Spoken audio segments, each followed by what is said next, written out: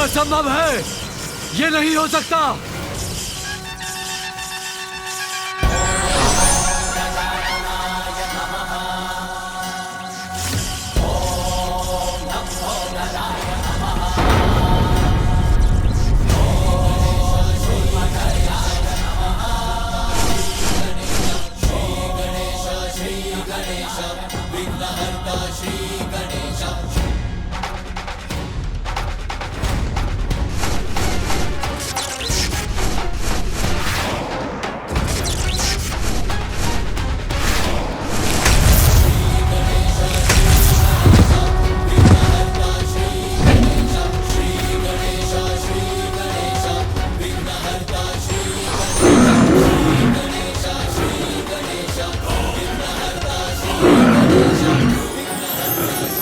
वक्रतुंड महाकाय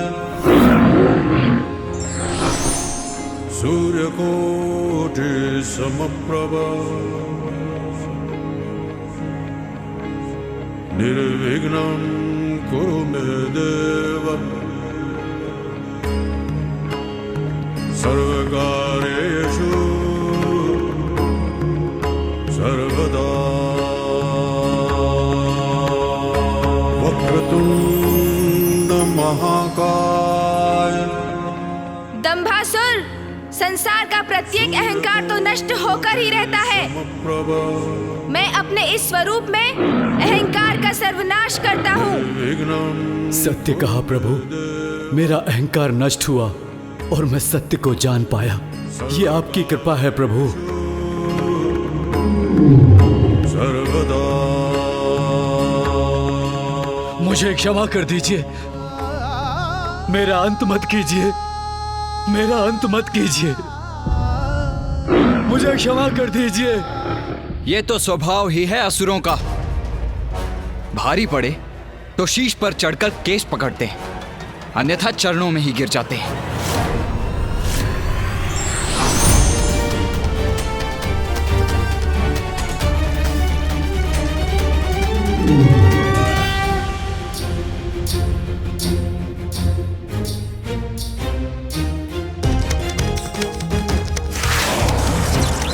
देवताओं द्वारा उत्सर्जित शक्ति अब भी कैलाश की ओर बढ़ रही है। उसे किसी प्रकार से नष्ट करना होगा हमें।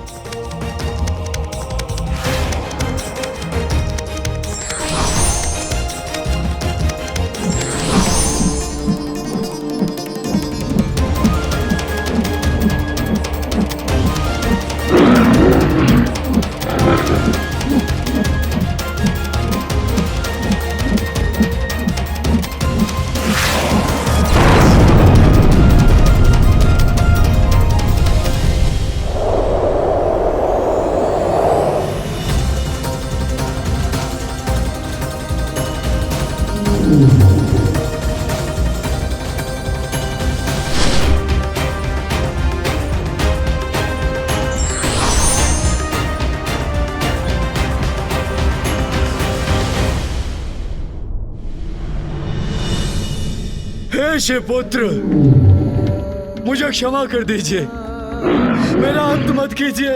तुम्हारा अंत करने के एक नहीं कई कारण है दंभासुर, स्मरण करो।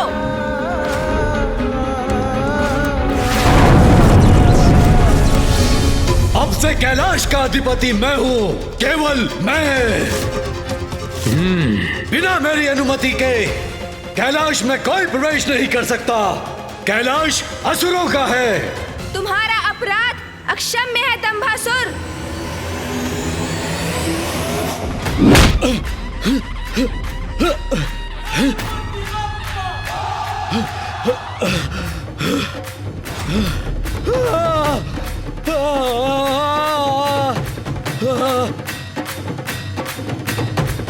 मानसरोवर का जल ही तुम्हारे पापों का अंत कर सकता है दंभासुर। नहीं प्रभु, नहीं नहीं प्रभु, क्षमा क्षमा कर दीजिए प्रभु, मुझे मानसरोवर में मत फेंकिए प्रभु। नहीं प्रभु, नहीं नहीं नहीं नहीं।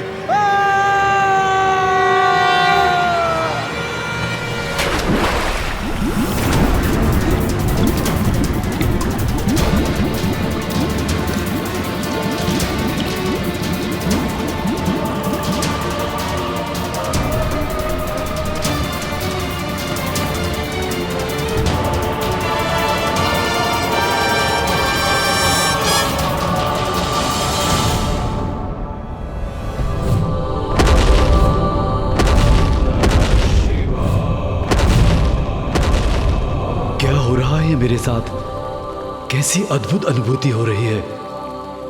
ध्याये नित्यं महेशं रजतगिरिनिभं चारुचन्द्रावसन्तं पद्मासीनं समन्तात् स्तुतममरगणैर्व्याघ्रकृतिं वसानं विश्वाद्यं विश्वबीजं निखिलभयहरं पञ्चवक्त्रं त्रिनेत्रम्।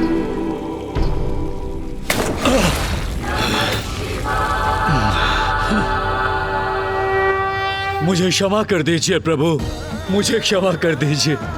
मुझसे बहुत बड़ी भूल हो गई है, मुझे क्षमा कर दीजिए। किंतु मेरा तो सर्वत्र नष्ट हो गया प्रभु। मेरे पुत्र जो मेरा अहंकार थे, आपने उनका भी वध कर दिया। तुमने अपने पुत्रों और अपने अहंकार से कैलाश को हानि पहुंचाने का प्रयास किया और जिसके कारण इतने निर्दोष असुरों का अंत हुआ। और अब उसी अहंकार के कारण तुम्हारा भी अंत होगा दंभासुर। अब अपनी मृत्यु के लिए तत्पर हो जाओ। पुत्र गणेश, क्षमा कर दीजिए प्रभु, क्षमा कर दीजिए।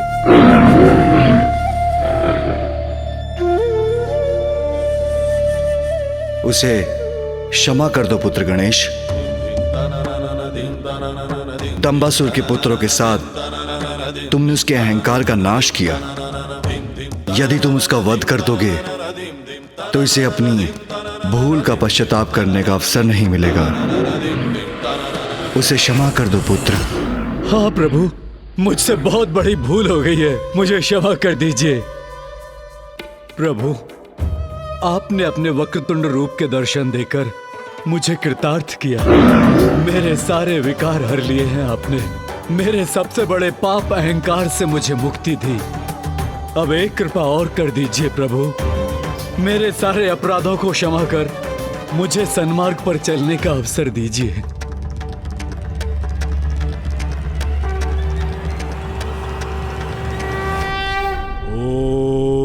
वक्रतुंडाय नमः। वक्रतुंडावताराश्च देहानं ब्रह्मधारका। ओम वक्रतुंडाय नमः। वक्रतुंडावताराश्च देहानं ब्रह्मधारका। ओम वक्रतुंडाय नमः।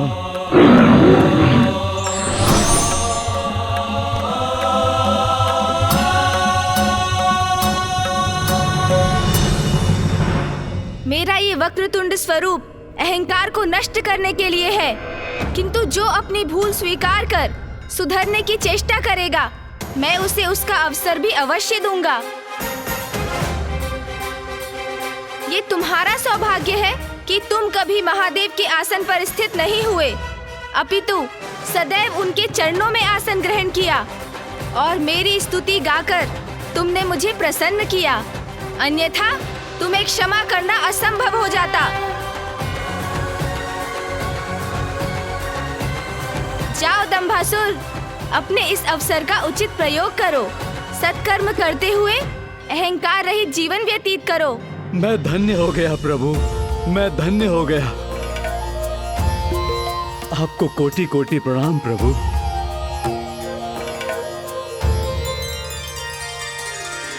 आज से मेरा ये वक्रतुंड स्वरूप अहंकार के दमन के प्रतीक के रूप में जाना जाएगा। अहंकार के दमन के प्रतीक के रूप में जाना जाएगा। अहंकार के दमन के प्रतीक के रूप में जाना जाएगा।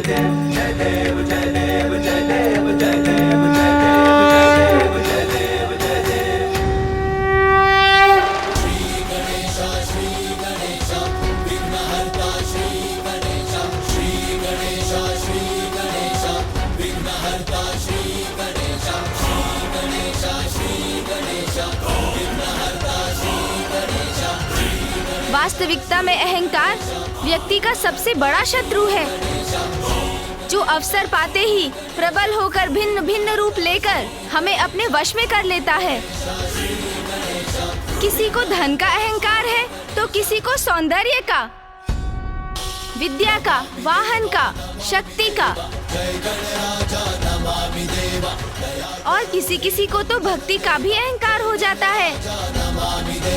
कारण जो भी हो, अहंकार तो सदैव पतन की ओर ही ले जाता है। इसलिए हमें अहंकार को कभी अपने भीतर नहीं आने देना चाहिए। और स्मरण रहे, जो स्वयं को ईश्वर के कार्यों का साधन मात्र समझकर अपने कर्म करता है, उसे अहंकार कभी स्पर्श भी नहीं कर सकता। और अहंकार का ये विष मात्र असुरों को ही नहीं, देवताओं पर भी हावी हो सकता है।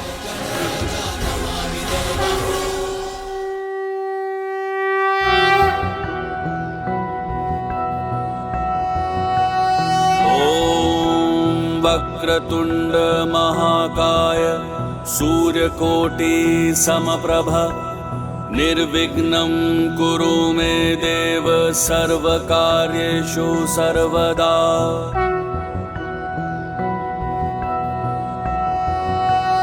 ॐ वक्रतुंड महाकाय सूर्यकोटि समप्रभ निर्विघ्नं कुरु मे देव सर्वकार्येषु सर्वदा।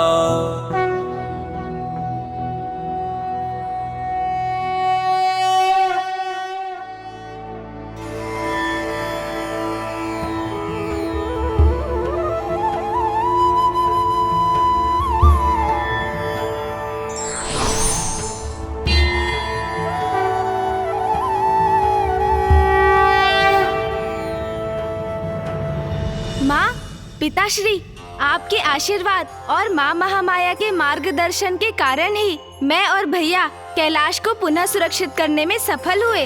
हाँ पुत्र गणेश, पुत्र कार्तिकेय, मुझे तुम दोनों पर तनिक भी संदेह नहीं था। क्योंकि जो धर्म के सहायक बनकर सत्कर्म करते हैं, अधर्म उनके मार्ग में बाधा अवश्य बन सकता है, किंतु उन्हें रोक नहीं सकता। महादेव, देवी पार्वती, अब हमें आज्ञा दीजिए।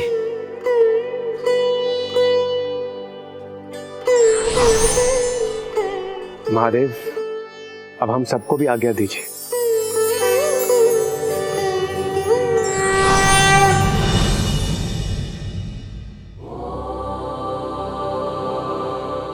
मेरा कैलाश, मेरा भवन, इतने समय से जिस सुख की मैं प्रतीक्षा कर रही थी, वो मुझे आज प्राप्त होगा जब मैं यहाँ प्रवेश करूंगी। रुकिए माँ, रुकिए। अब गणेश क्यों रोक रहा है मुझे? माँ, इन असुरों ने जो बाधा उत्पन्न की, कदाचित उसके कारण आप ये भी भूल गईं कि आप पिताश्री से पुनर्विवाह करने के बाद कैलाश लौटी हैं। हाँ माँ, और नवविवाहिता तो विधि अनुसार ही गृह में प्रवेश कर सकती है ना। तो आप यहीं रुकिए माँ, तनिक प्रतीक्षा और कीजिए। भैया और मैं अभी आए।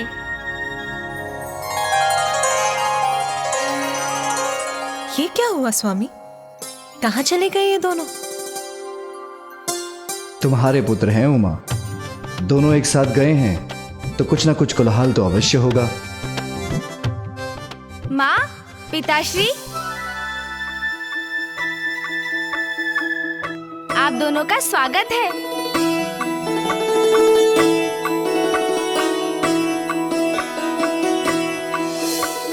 मेरे स्वागत में मेरे पुत्र और गण इतनी सुंदर व्यवस्था करेंगे, मैं तो इसकी कल्पना भी नहीं कर सकती थी।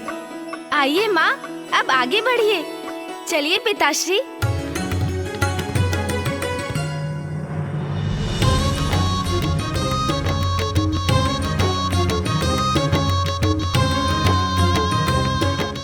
धनेदी, कालती तेदी, अब आप लोग महादेव और माता ती आलती प्लालम तलिए।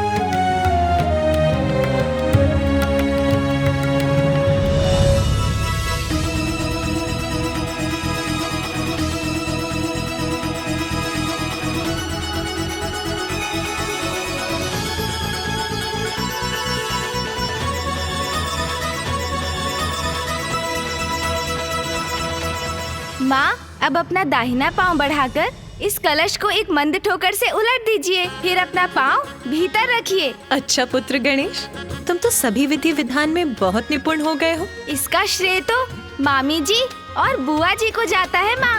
उन्होंने ही मुझे सब कुछ विस्तार से समझाया है। माता,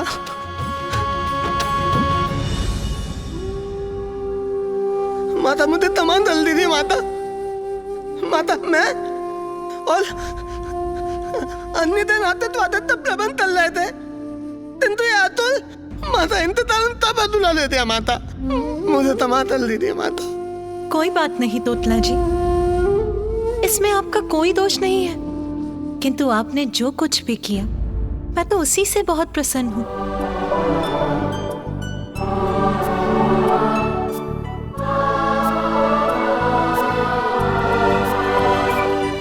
आइए माँ, आइए पिताश्री।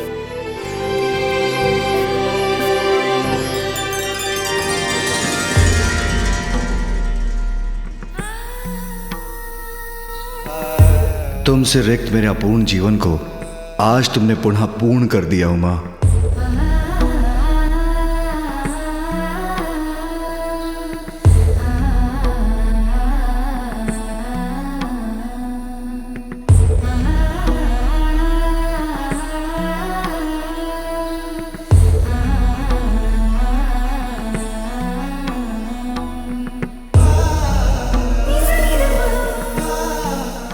कैलाश लौटकर मुझे इतना आत्मिक सुख मिल रहा है, ऐसा प्रतीत हो रहा है जैसे यहाँ का कण कण मुझे स्नेह से निहार रहा है।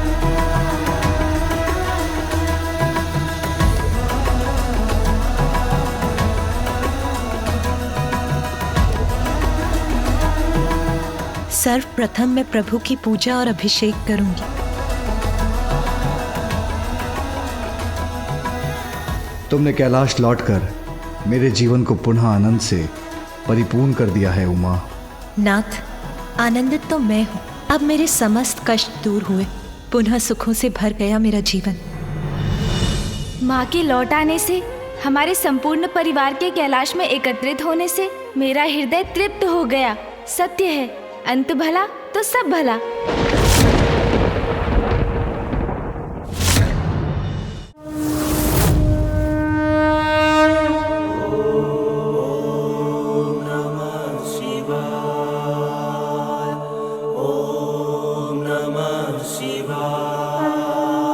प्रभु, मेरी ये पुष्पांजलि स्वीकार कीजिए।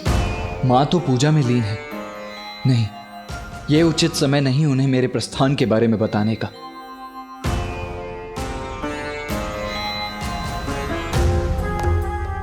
पूर्व में जब माँ से कहा था तो वो क्रुद्ध हो गई थी। अब कैसे उनके समक्ष अपनी बात रखूं मैं? पुत्र कार्तिकेय, माँ मैं ये कहना चाह रहा था। ये देखो, इसे यहाँ किसने रखा? इसे तो यहाँ होना चाहिए था। अरे अरे माँ, ये आप क्या कर रही हैं? मैं हूँ ना। ओह, माँ का मन तो अभी भी सामान्य नहीं। कैसे कहूँ उनसे, कहीं वो क्रुद्ध न हो जाएं। लीजिए माँ, उचित है ना? अब उचित तो कुछ भी नहीं है पुत्र। इस कक्ष की अवस्था तो देखो, यहाँ तो सभी कुछ अस्त व्यस्त है।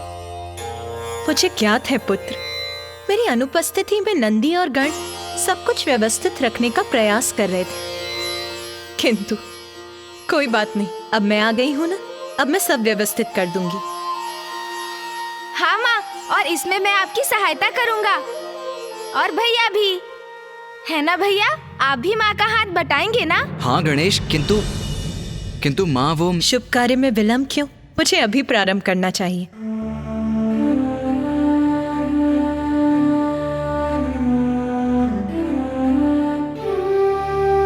अरे हाँ पुत्र, तुम कुछ कह रहे थे ना? कहो पुत्र। माँ, मुझे अब प्रस्थान करना होगा।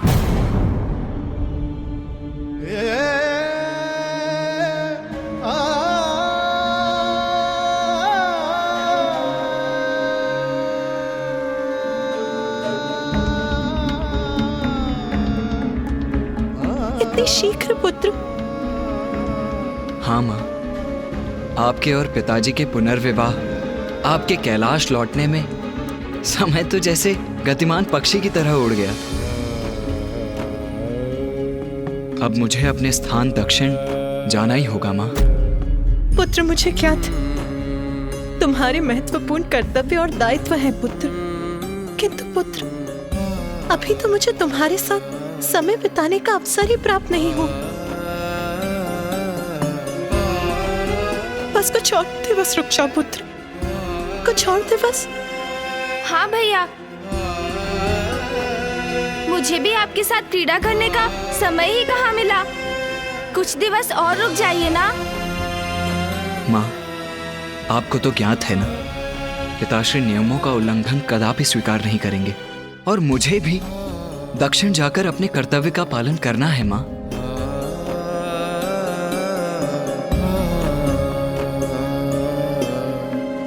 इसलिए मुझे अब जाने की अनुमति दीजिए माँ। प्रणाम माँ। तुम्हारा जाना हमें दुखी अवश्य करेगा पुत्र, किंतु तुम्हारी माँ को तुम पर गर्व है पुत्र।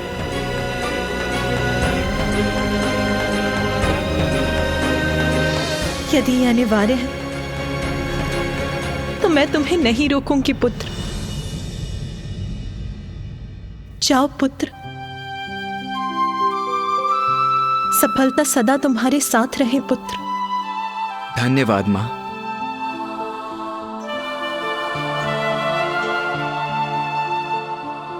भैया भैया, कुछ दिवस रुकिए ना, बहुत आनंद आएगा। अरे गणेश, विदा लेने का समय आ गया है अनुज। भैया रुक जाइए ना भैया, कृपया रुक जाइए भैया। माँ हूं मैं, इसीलिए तुम्हारे प्रस्थान का सुनकर हृदय व्याकुल हो उठा, किंतु तुम्हारी कर्तव्य निष्ठा पर गर्व है मुझे पुत्र। अपना, माँ और पिताश्री का ध्यान रखना। भैया। पुत्र कार्तिकेय,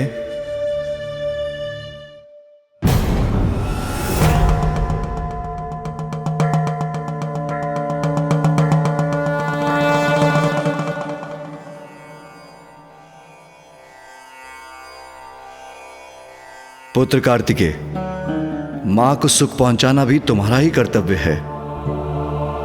वो चाहती हैं तो कुछ और दिवस यहां रुक जाओ।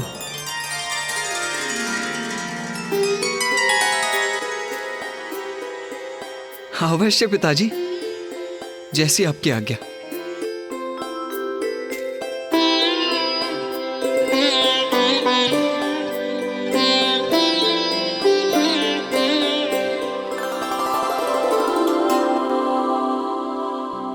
अब मेरा पूर्ण परिवार प्रसन्न है, कोई उलझन शेष नहीं, तो मैं निश्चित होकर ध्यान कर सकता हूं।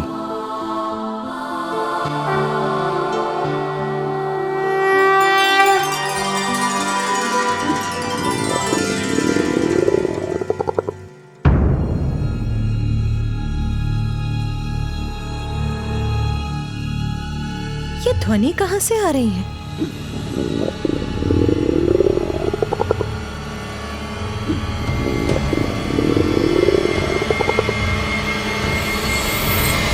तो गणेश से आ रही है यह ध्वनि।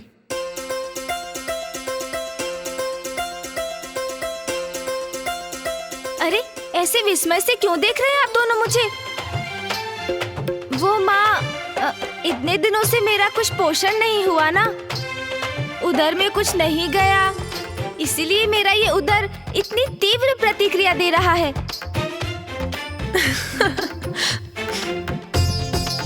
चिंता मत करो पुत्र, अब मैं आ गई हूं ना, अब मैं तुम्हें तुम्हारे सभी प्रिय व्यंजन अपने हाथों से बनाकर खिलाऊंगी। माँ के हाथ से व्यंजन, उसकी तो कल्पना से ही मेरे मुख में पानी आ गया। उचित है माँ, उचित है, सर्वथा उचित है।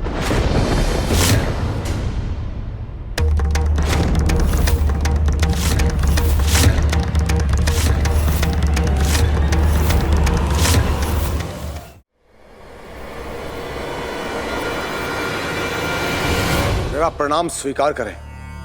प्रणाम ऋषिवर अंगीरस। प्रणाम ऋषिवर। प्रणाम ऋषिवर। माँ का हृदय अपनी संतानों में भेदभाव नहीं करता जगत जननी। आप अपने पुत्रों को स्वयं अपने हाथों से स्वादिष्ट व्यंजन बनाकर खिलाएं, जबकि आपकी अन्य संतानें भूख प्यास से त्रस्त होकर अपने प्राण गंवाने पर विवश हो रही है। ये कहां का न्याय है माते?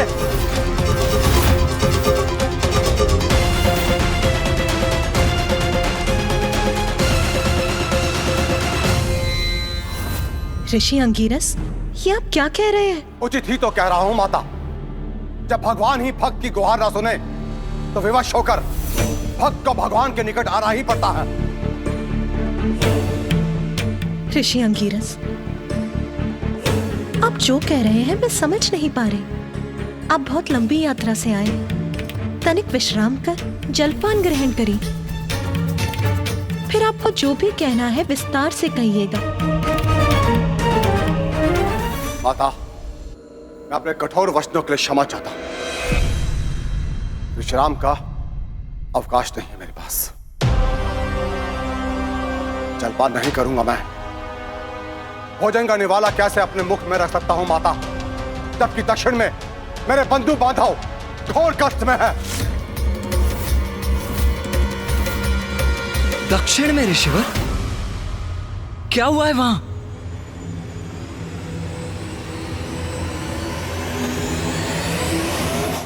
रक्षा कीजिए, रक्षा कीजिए, कोई हमारी रक्षा कीजिए। हम मृत्यु को प्राप्त। इतनी व्यथा, ऐसा रुदन, क्या कारण है इसका?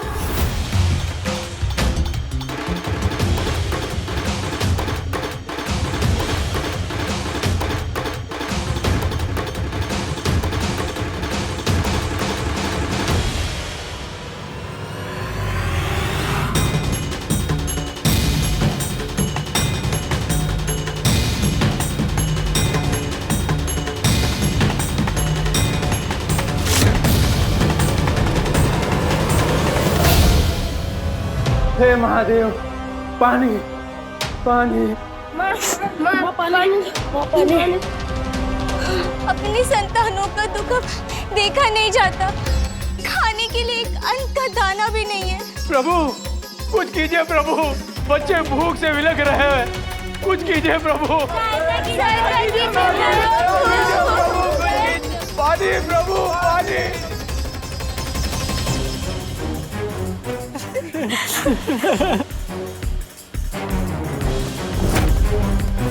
महादेव, हम दुखियारों पर दया करो महादेव। अब तो प्रथम बुद्ध गणेश ही सबके विघ्न हरते हैं। हमारी पुकार सुन, हमारे जीवन का विघ्न हरेंगे। प्रभु, हमारे प्रभु।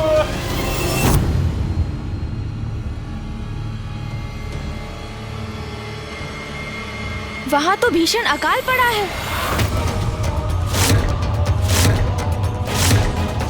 अकाल?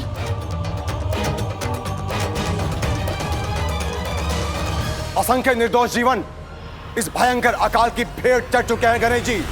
वो जो शेष रह गए हैं उन्हीं के लिए मैं यहां पर आया हूं। महादेव ने मां गंगा को अपनी जटाओं से मुक्त किया था।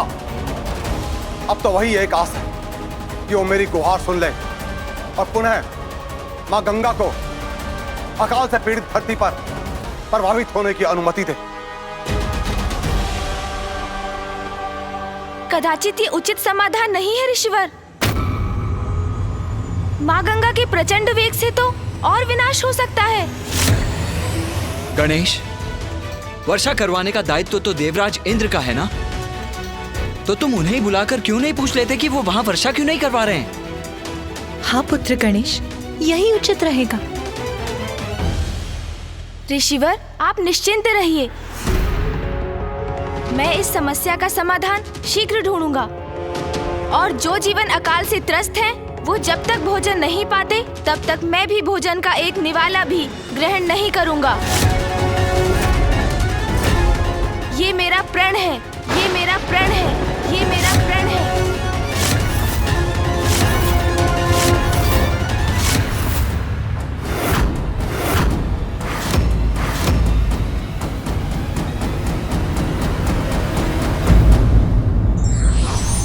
संकट है तो समाधान भी हैं। बस आवश्यकता है धैर्य, साहस और सूझबूझ की।